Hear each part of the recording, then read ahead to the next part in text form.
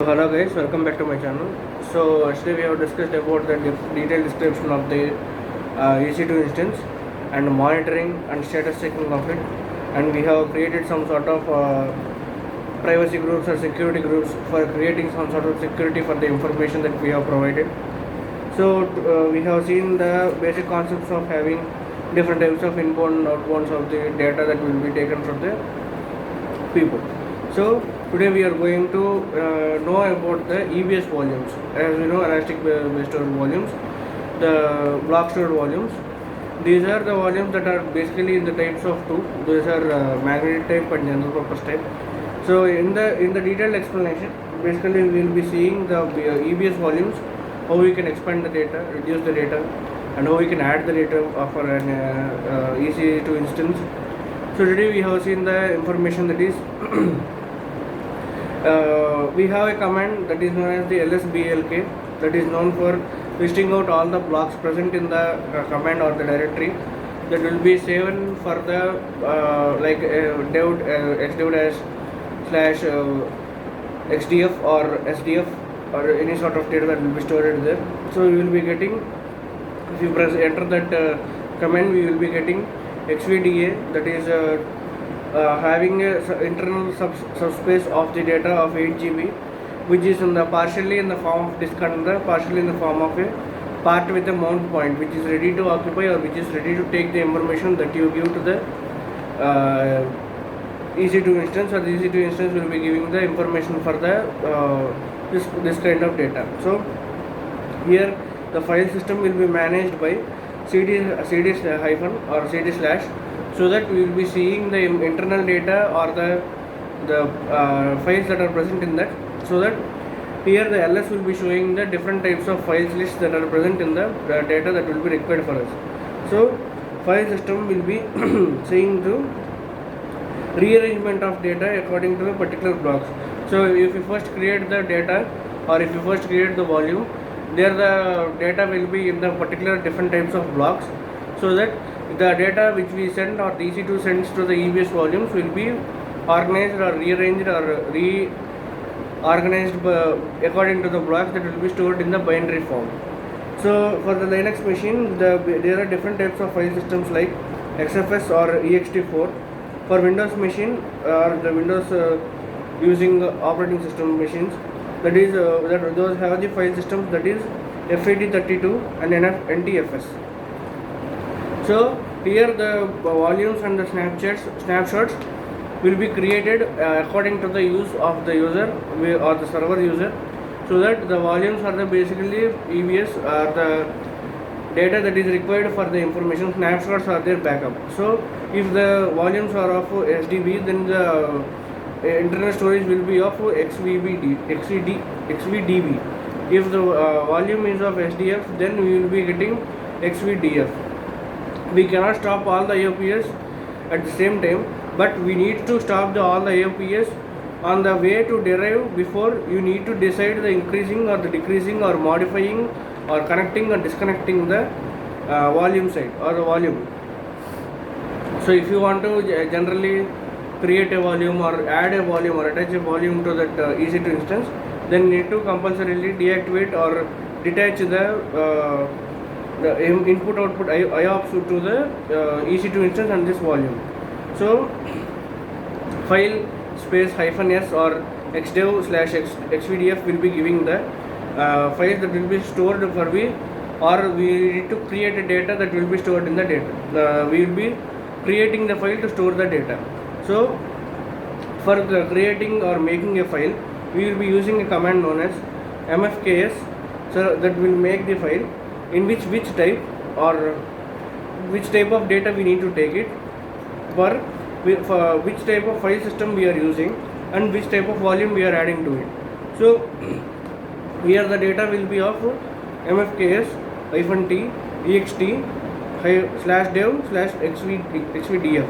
So here any sort of file system that is required for creating a file, any sort of file server that will be required to create a file system should have a mount point. So here we will be creating a mount point. We need to use first file server. So mkdir file server will be creating a directory named as the file server, where we will give the command mount -dev or /dev /xvdf/file server for monitoring. For checking the files in the file server, we will be giving cd/file server. So we need to create 2 files in the server, so that we can see the different sorts of files that can be created, or this file server can be used to as a mount point for the entering the volume or entering into the volume. So we will be seeing by giving the command ls is for the file server, so that how much data that is entered into it, or how many files that are created into it. So we can come back to root directory and then unmount the volume or the partition that we have created now as a second type, so that umount /dev/xvdf will be the command that will be used for creating or removing the partition of the volume that has already been created. So here we can see that if we take off the file server from that, or if you unmounted the data xdev/xvdf, there the data is stored at the point where the place is required for xdev/xvdf. So the file server acts as a mount point, but actually the file server does not contain any sort of files. The files are located or created in the partition where we have created with the space xdev/xvdf. So we will be unmounting and detaching the data. So here, as I said earlier, the snapshots are called as the backup files of the, or the backup that is required for running of the EBS volume. So here in the EBS volumes or the volumes, we can basically do different sorts of operations. Those are, we can modify the volume, means we can modify the different sorts of volume. It is either magnetic or general purpose or provisioned IOPS, or any sort of data can be, or any sort of volume can be created. We can create a snapshot so that the backup is immediately created at that point. If we first create a snapshot, then we will be able to see it where the file is accordingly, or the instance accordingly has been started at the starting point, or the, as I said earlier in the description. We can delete the volume, we can attach the volume, and we can detach the volume. As I said, no, we need to detach the volume before we move on, or before we create a snapshot, so that we can force detach the volume, because if sometimes we cannot detach the volume for certain longer time, so we will be taking the detachment as a serious note here, and we will be forcing the detachment of the volume, so that the backup will be stayed until it is processed. And we can add or edit tags. So tags are the persons that we are working with in a group. So here we can add or edit the tags for the particular persons you can give. There are basically 2 types of distribution in the volume. That is private and public. In public, everybody in the world can see if they have an AWS account, but in private we need to give an AWS number or the particular person's AWS ID, so that he can only access this sort of server whenever he requests, in the particular region only. Only here the volumes are created at the particular regions, so that you cannot see this region or this server at US zone or any sort of zone. Only Indian zone can be here seen. In snapshot, we have basically deleting a snapshot, means we have created a snapshot while creating the volume. So here we can delete the snapshot, create the volume for a snapshot, so that create the image of it, and it will be replicated. As I said now, it will be replicated at the Amazon AWS instance main description, and it will be copied. So the copying of the snapshot can be happening from one server to another server.